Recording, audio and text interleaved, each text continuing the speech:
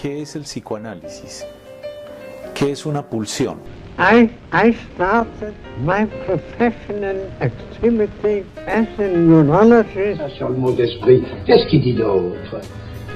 My name is Sigmund Freud. De Jacques Alain Miller llamado Los signos del goce, Silet. Comme ça, parenthèse, comme ça. Cuando los seres humanos son despertados comparten el mismo mundo, pero que cuando duermen cada uno tiene el suyo.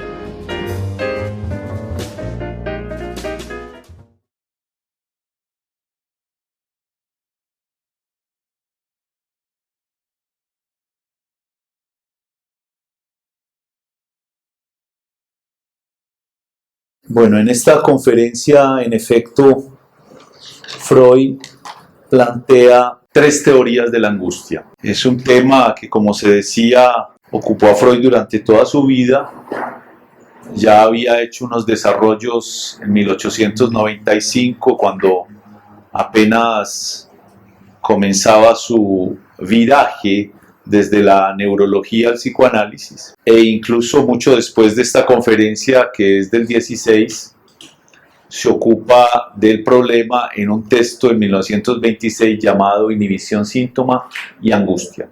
Para Freud, a pesar de que él tuvo formación en medicina y fue investigador y pasó muchos años mirando por el microscopio compuesto las anguilas y tiene escritos en medicina sobre esto, y habla entonces de la médula oblonga y todo esto, en este momento no le interesa la explicación biológica, anatómica, fisiológica de la angustia, sino la psíquica, porque ya está, digamos, del otro lado. Diferencia entonces, en principio, una angustia llamada realista. ¿Qué sería? Una angustia en la que, en efecto, se puede explicar su aparición ligada a un peligro real, ubicado en un tiempo, en una circunstancia y en un espacio. Es en ese punto que a él se le impone la diferencia entre tres nociones muy importantes: susto, miedo y angustia. El miedo sería la reacción corriente normal, por así decir, frente a un peligro exterior que se puede ubicar en el espacio, que se puede ubicar en el tiempo, en la circunstancia, se puede ubicar en el espacio, helicópteros, bombardeos, en el tiempo, está pasando en este momento, y una circunstancia política, social, etcétera. Pero frente a ese peligro que se puede ubicar en el mundo exterior, hay dos posibilidades: el enfrentamiento, si se la apronte, o la huida. Cuando ustedes están frente a un peligro, lo que pueden hacer es eso, el yo mide las fuerzas. Soy capaz de enfrentarlo, mis fuerzas dan para hacerle frente a esa circunstancia, o huyo. Y, digamos, en ese momento se pueden ubicar o una u otra reacción del yo. El susto o el terror, digamos, vendría por la sorpresa, mientras que hay en la otra circunstancia la posibilidad de uno irse preparando para el ataque o para la huida. Es la noción de señal de angustia. Por ejemplo, en las películas de terror, generalmente hay una preparación. Entonces hay una música especial, hay una forma de filmar la escalera o que se aproxima. Es lo que llamamos el suspenso, pero el suspenso corresponde a una angustia como señal. Entonces la gente dice, nos van a asustar, va a salir el asesino, va a aparecer el cuchillo, va a aparecer el objeto peligroso. Ahí la angustia sirve para preparar al yo y reaccionar frente a un peligro real, es decir, con la huida o con el enfrentamiento. Es la angustia como señal. Luego digo una palabra más sobre esto. Pero en el susto es que esa preparación no tuvo lugar. Estaban muy tranquilos, franceses y turistas, sentados en una terraza, tomándose una cerveza, comiendo algo, departiendo con amigos, y de pronto estalla una bomba. Ahí no había posibilidad de prepararse. nada había amenazante en el exterior, no había una circunstancia que dijera podemos ser atacados, por supuesto ni idea de huir, ni idea de enfrentar, porque no había nada que enfrentar, pero estalla la bomba. Ahí hablamos del susto o del terror. No hay preparación. Y por eso deja como una especie de agujero en la continuidad de la existencia que llamamos trauma, cuando no hay preparación, cuando eso cayó por sorpresa, cuando es de una aparición súbita. No hay preparación ni hubo señal de angustia para poder, digamos, proteger al yo. Susto, entonces, es esa reacción. Luego viene el miedo, que es la otra, enfrentamiento, huida, y ubicar el peligro en el mundo exterior. Y la angustia, ¿qué sería desde ese punto de vista? Ahí es donde se comienza a diferenciar la angustia realista de la angustia neurótica. Que la angustia realista es frente a cosas que en la realidad estarían circunstancias que lo explican, sea como señal o sea como caída por sorpresa. Y es que el yo reacciona de la misma manera que reaccionara frente a un peligro exterior, pero no hay peligro exterior. No se puede ubicar el peligro en el exterior, ni en el tiempo, ni en la circunstancia, ni en el espacio. Y sin embargo es la misma sensación. Entonces, ¿dónde está el peligro? ¿Dónde está el objeto amenazante? Ya no está en el exterior, sino en el interior. Pero frente a un objeto amenazante en el interior no se puede huir ni se puede enfrentar. ¿Qué pasa? Pasa generalmente lo que se llama el desarrollo de angustia o la angustia automática. Se trata de una angustia que, en vez de empujar a la locomoción, como huir, como enfrentar, lo que hace es que paraliza. Es una angustia paralizadora, una angustia automática. Entonces el sujeto se queda atónito, sin saber qué hacer, o se desmaya. Es decir, no tuvo ninguna posibilidad de reaccionar frente a un peligro interior. Entonces ahí hay esa diferencia muy interesante entre lo que es el susto, el miedo y la angustia. Ya no hay posibilidad de una defensa activa, de una huida, como en el miedo, sino que hay una parálisis, un desarrollo de angustia donde el sujeto queda presa de un miedo, de un objeto interior que no reconoce. Por eso el terrorismo puede llegar a ser un arma tan poderosa y tan desestabilizador.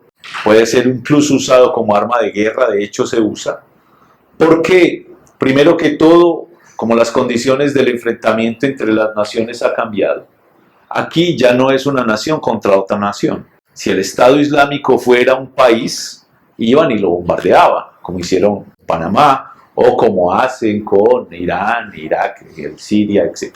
Pero cuando no es ubicable, eso ya da una dificultad. ¿Dónde encontrar al enemigo? ¿Dónde ubicarlo? Y es desesperado el esfuerzo de encontrar dónde está para poder defenderse. Y además ha cambiado en el hecho de que ya no se trata como en el siglo XIX, que un ejército se pone de acuerdo con otro ejército, incluso hasta la Primera Guerra Mundial, para encontrarse en un campo de batalla, e incluso hay unas reglas de la guerra y muy caballerosamente los unos disparan y esperan a que los otros disparen, como ustedes pueden ver en la película esta del Patriota. Es un poco así, en una disciplina, en unas normas. No, ya ahora la población civil está implicada. Primero era no atacar mujeres, no atacar niños, no atacar poblaciones. Después de la Segunda Guerra Mundial todo eso cambió y la ciudadanía, los civiles, fueron involucrados en la guerra y por eso bombardean ciudades, por eso atacan población civil no armada, como una manera de presionar al gobierno de que no es capaz de proteger a sus ciudadanos. Y desestabiliza, porque si el deber del Estado primero es proteger a sus ciudadanos, el terrorismo muestra todo lo contrario, de que es impotente para protegerlos, para combatirlos. Y la reacción o el efecto que producen es que se trata de que la gente desarrolla una angustia flotante porque ya no sabe de dónde va a venir el peligro, de dónde va a venir el disparo, de dónde va a venir la bomba. Por eso es que se viene esa esa angustiada búsqueda de un chivo expiatorio. Son los extranjeros, son los negros, son los judíos, son los musulmanes, son los jóvenes, son, en fin, ubicar rápidamente el chivo expiatorio para decir ese es el peligro. Pero en esa circunstancia, cuando cualquiera puede ser, cuando ya no son los extranjeros sino los mismos ciudadanos, que adolescentes se prestan, por ejemplo, para hacer un reclutamiento en países islámicos y vienen y ponen las bombas y tienen pasaporte francés y son franceses y son hijos de inmigrantes, pero franceses. Entonces ya el peligro viene de adentro, es exactamente lo mismo. Cuando el peligro viene de adentro, ¿cómo defenderse? Eso produce, digamos, una angustia flotante que la gente traduce como zozobra, que no puede dormir tranquilo, que siempre tiene que tener un ojo abierto, una alerta, una tensión, algo va a pasar. Y eso pues lo estoy describiendo en las circunstancias de la angustia realista, por ejemplo, por la circunstancia de la guerra. Pero eso le pasa también a las personas bajo la forma de una neurosis de angustia, que a pesar de no tener ninguna amenaza externa, siempre están esperando lo peor. Es una angustia flotante que basta cualquier circunstancia para anudarla y decir estaba justificada. Hay un cuento de García Márquez que leí hace muchísimos años, que se llama La idea que da vueltas, y es un muchacho que se levanta un día y en esos pueblos costeños de manera natural, en Macondo, se va a jugar billar y tenía pues una carambola absolutamente fácil de hacer y los amigos dicen, no, pero está muy fácil, no sé qué, apuesto a que no la haces, le dice uno, y él llega y apuesta y la va a hacer, pero no la hace. Entonces, ¿qué te pasó? No, es que estaba pensando que soñé que hoy iba a pasar algo terrible en este pueblo. Entonces, esos que oyeron eso, se rieron, pero se fueron a sus casas y comenzaron, mira, me gané esta plata porque aquel no hizo la carambola fácil, porque soñó que hoy iba a pasar algo terrible en este pueblo. Y comienza esa idea a dar vueltas en todas las casas, en todas las circunstancias, hasta que la gente se reúne en la plaza y comienza en una angustia expectante, en una angustia flotante a esperar que algo pase. Entonces llega un pajarito a la fuente y dice que llega un pajarito, y dice sí, todos los días llega un pajarito, sí, pero es que hoy es distinto, todos estamos acá. Y la cosa sube a tal punto que alguien dice, no, yo no me aguanto más esto, yo mejor me voy de aquí, y arranca y pone todas sus cosas en un carro y comienza a irse, y detrás de él se van otros, y el último que va a salir llega y prende ese pueblo, pues lo quema, porque eso es un pueblo maldito. Y cuando ya estaban en la subidita por allá arriba, el que tuvo el sueño dijo, yo sabía que hoy iba a pasar algo acá. Es la idea que da vueltas. Es un cuento muy interesante para ilustrar lo que es la angustia flotante, porque no hay nada exterior que amenace, es desde el interior. Y hay gente que vive así, pendiente de que lo van a matar, lo van a atracar, le van a robar, se va a incendiar, va a temblar la tierra, y viven en esa zozobra permanente, cuando nada en la realidad es amenazante. Ahí es donde estamos hablando de la angustia neurótica. Entonces, ¿qué es lo que amenaza desde el interior? Las pulsiones. Eso quiere decir que no se trata de que el peligro tenga un objeto y entonces el miedo lo tenga, y que la angustia sea sin objeto. Tiene objeto, pero es un objeto interior.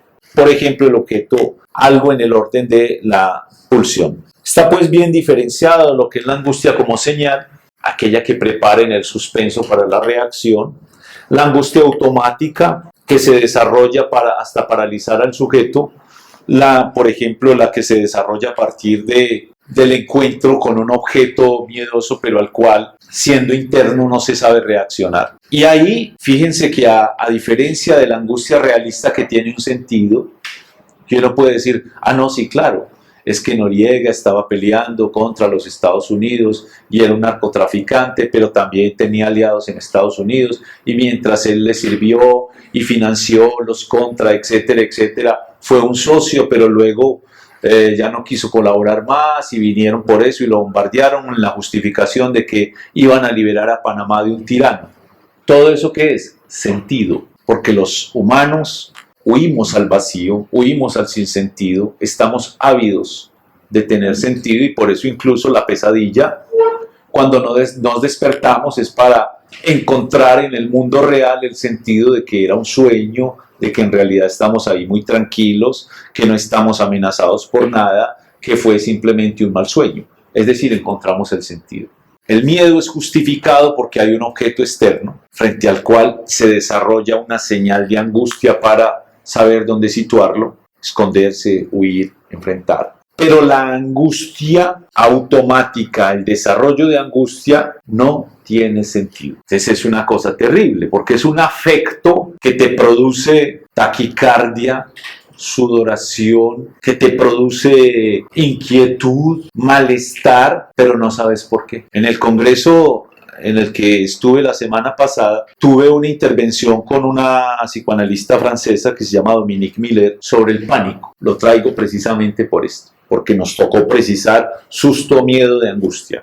El miedo frente a un peligro real, etcétera, etcétera. El ejemplo que usamos es muy conocido. Cuando no había televisión, sino solamente la radio, en la CBS de Estados Unidos había un locutor llamado Orson Welles, y comenzaron a hacer radionovelas, comenzaron a hacer la actuación, era actor, todos eran actores, de una novela que se llama La Guerra de los Mundos, que después hicieron una película de eso. Ustedes seguramente conocen esa película, pero era radio. Entonces comenzaron, y la gente, eso era tan interesante, que iba y escuchaba, pues si había el cine, pero no se había filmado la película. Era entretenido y era en vivo, no era en diferido que se hacían esos programas. Y resulta que Orson Welles, que después se volvió un gran cineasta, una de las mejores, tal vez la primera mejor gran película que hubo, se llama El Ciudadano Kane, y el autor precisamente es Orson Welles. Pero en ese tiempo no era tan conocido, era un muchacho que tuvo un trabajo de actor en radionovelas y lo hacía muy bien. Entonces ellos un día, un 30 de octubre, ¿y qué se celebra el 31? Halloween. Acababan de pasar la crisis, era vísperas de Halloween.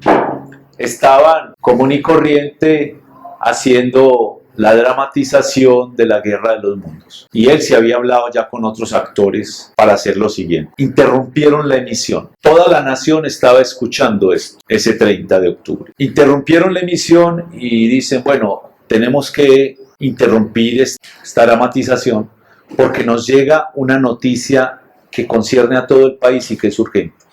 Paso a nuestro corresponsal en Virginia, creo que era, cerca de Washington, que está en vivo haciendo la transmisión de los acontecimientos. Y el otro anuncia, estamos siendo invadidos por marcianos. Y comienzan sonidos, comienzan toda una cosa que habían preparado, y dice a una descripción así rápida, estamos viendo los marcianos, tienen forma de tal y tal, expiden unos olores, tienen unas armas, y entonces los sonidos de las armas, de cómo sonaban, de cómo, imagínense la guerra de las galaxias enseguida, los rayos, etcétera, los olores, porque ellos expedían unos olores.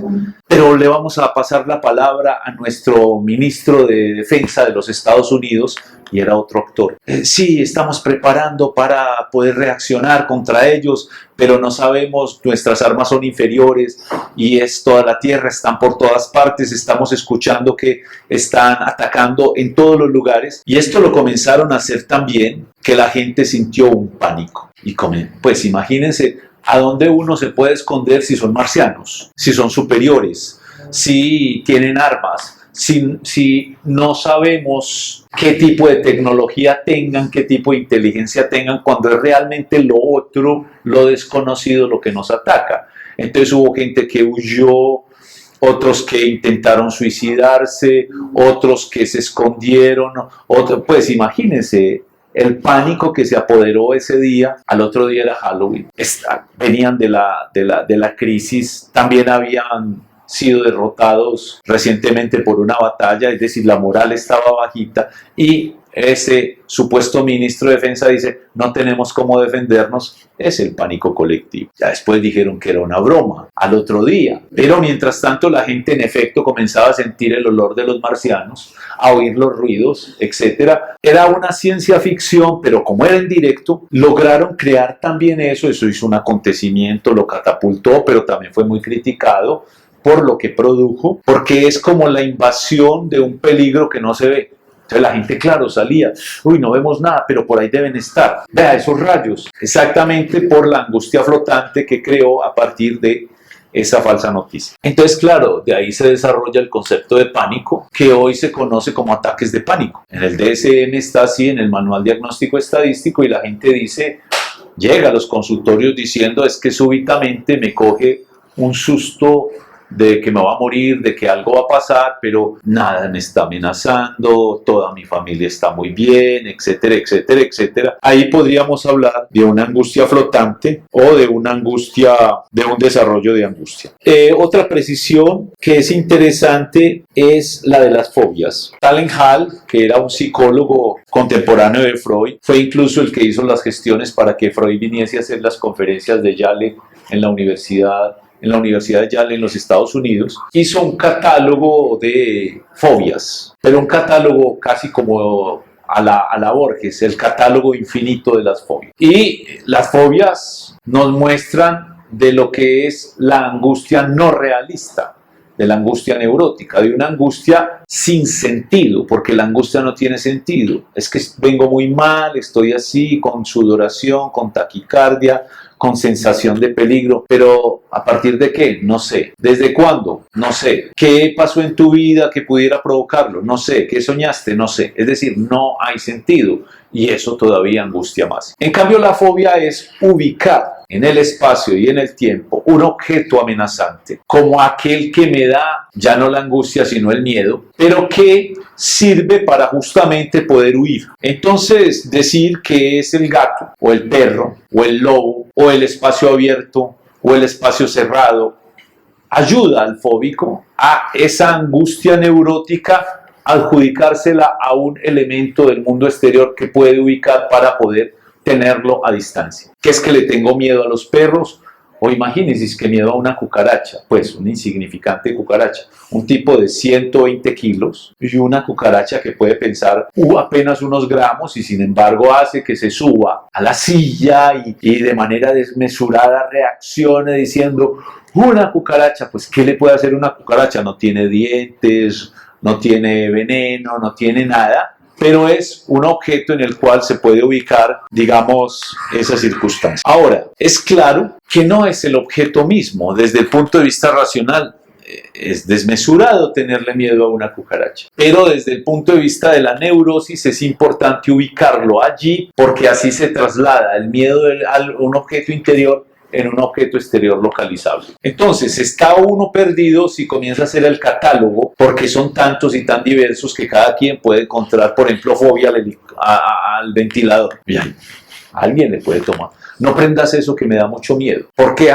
Porque de pronto se desprende y sale volando y me corta la cabeza. Pues eso ya es una explicación secundaria. Pero es ubicar el objeto fóbico en el exterior. Ya después, no lo dice Freud, pero otros han desarrollado el asunto, sabemos que la fobia es incluso a la palabra que nombra el objeto. No, hay muchos en la vida que no conocemos y muchos niños que no conocen un lobo, no han visto un lobo, o lo han visto en una película o lo han visto en un libro, pero basta que le digan lobo y es el pánico. Basta que le digan viene el coco, pues nadie ha visto al coco, pero decir que el coco viene es el terror para algunos niños. Entonces ahí tenemos un ejemplo de que no es un objeto, se puede encarnar en un objeto, sino que es la palabra, que es que los síntomas son reales. El pánico del muchachito frente al coco, que se esconde debajo de las cobijas, que está temblando del miedo, que está con el corazón a mil, que está sudando, eso es real, pero el objeto es imaginario, el coco, y es simplemente la palabra. Entonces la hermanita ya sabe que cuando está jodiendo mucho dice, Vos lo que querés es que yo te traiga a él. No lo digas, por favor, no lo digas. Coco, grita el otro. Ahí tenemos una dimensión de que es la palabra misma la que puede llegar a encarnar la fobia. Pero la fobia en realidad, y lo demostró Freud en un caso que se llama el caso Juanito, se crea por un deseo agresivo frente a una persona imposible de manifestarle ese deseo, por ejemplo, frente al padre. O porque el padre, muy complaciente, nunca le dijo no a nada, no le prohibió dormir con la mamá, no le prohibió tener ahí un acercamiento erótico con los objetos incestuosos, no inscribió la castración, y eso genera una culpabilidad en el sujeto que, como no tuvo el padre que le dijera no, se crea el objeto fóbico que le diga no, que le produce el terror. Generalmente es eso. Se trata de una encarnación de, por ejemplo, un objeto. Yo tuve un caso muy lindo de un chico cuyo padre, cuando él estaba muy pequeño, como el padre era militar, murió en un atentado y cayó en un campo minado. Entonces todo el cuerpo quedó despedazado, incluso ni le pudieron hacer entierro porque pulverizado. Entonces el chico se refugió en la mamá y la mamá en el chico, y no había quien lo separara, quien les dijera no. Pero lo trajeron era porque él tenía miedo al depredador. Como yo acababa de llegar de otro país y yo no estaba en el contexto del cine de terror de acá, yo le pregunté que qué era el depredador. Entonces él comenzó a describirme lo que después aparece en las películas del depredador, este personaje que tiene una armadura, pero que cuando se quita la armadura es un monstruo con filas de dientes que se cruza, que tiene mirada láser, que tiene armas superpoderosas, es decir, como la historia de los marcianos, que es extraterrestre además, y que es un cazador, pero que perseguía a mi pacientico. Entonces, si eso es una película, bien, pero cuando se trata de un miedo al depredador, era que él estaba, por ejemplo, en su cuarto, tenía cuarto, pero él no lo usaba, porque quería dormir solo ese día y comenzaba a ver el rayo láser sobre la pared y dice, viene el depredador, y salía corriendo a refugiarse en el rincón de la mamá, que era donde habitualmente dormía. Y entonces ahí es una fobia a un objeto, a una palabra depredador, porque el depredador no existe, o sea, no es un objeto ubicable como la cucaracha, y sin embargo tenía el mismo sentimiento fóbico. Entonces, ¿qué pasa? Es muy largo el proceso, pero decir que el depredador es el sustituto del padre. No es gratuito que venga con armadura, armar el cuerpo del padre que se destruyó en la bomba. Y hay la experiencia traumática de lo que eso dejó. Pero entonces no es un padre tranquilizador que vuelve para hacerlo dormir, contarle un cuento, acompañarlo, protegerlo, sino amenazando. Venía a prohibirle algo. ¿Qué? No sabía qué. Yo sí sabía qué. No duermas con tu mamá. Y a la mamá, no duermas con tu hijo. Entonces eso fue un proceso muy difícil, porque ella dice, en tu cuarto, yo acá, y cerraba la puerta y él venía a llorar a la puerta, mamá, abre, me tengo miedo, viene el depredador. Ay, yo cómo no le abro. Fue un proceso así hasta que él logró dormir algunas veces en el cuarto sin la mamá y por supuesto no apareció el depredador, bien que tenía mucho miedo. Pero es que él ya tenía unas ciertas excitaciones sexuales cuando accidentalmente, entre comillas, comenzaba a frotarse contra el cuerpo de la mamá, y cuando esa prohibición incestuosa la puso ya no el padre sino al psicoanalista, tuvo un sueño donde se le apareció el depredador e hicieron las paces y se desapareció la fobia. Entonces fíjese cómo una función que no cumplió el padre la vino de una mala manera a cumplir el objeto fóbico, y eso permitió resolver el asunto. Pero lo mismo, era la angustia, es otra variedad de la angustia.